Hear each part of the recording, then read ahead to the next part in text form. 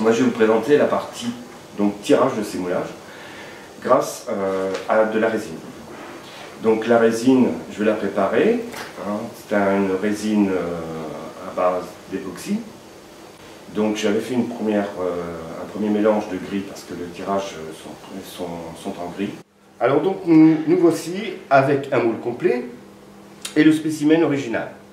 Donc pour pouvoir le reproduire, j'ai mes deux parties qui sont actuellement vides. Je vais donc les remplir avec ma résine d'un côté sur la partie la moins creuse, donc avec ma brosse et avec le versement du fin de la béchère. Sur la deuxième partie, je vais faire la même chose, seulement à la fin, je vais verser ma béchère directement dedans, prendre la première partie qui sera sèche et l'assembler à la première. Alors donc, lorsque mon mélange est fait, je vais étaler la résine sur le moule. Donc j'applique bien pour que la résine puisse prendre toutes les formes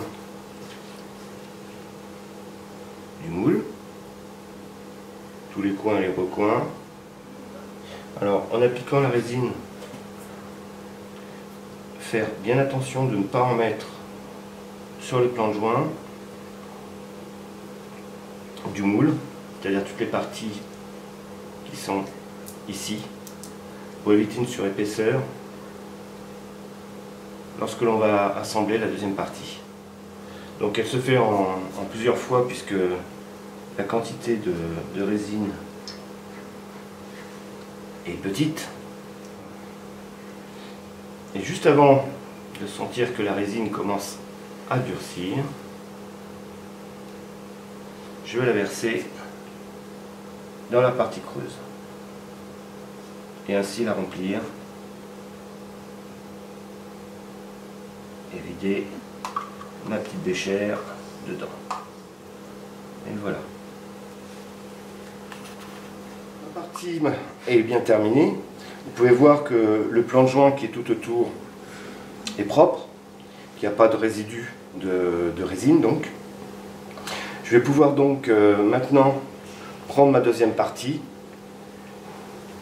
et la fixer ainsi sur la première pour pouvoir faire donc un moulage. Une fois assemblé, je pratique à ce moment-là la technique du rotomoulage, c'est-à-dire un roulement de mon moule pour que la résine puisse aller partout. Donc après plusieurs heures de séchage, je vais pouvoir donc ouvrir pour voir mon moule. Et voici donc la copie exacte de mon original.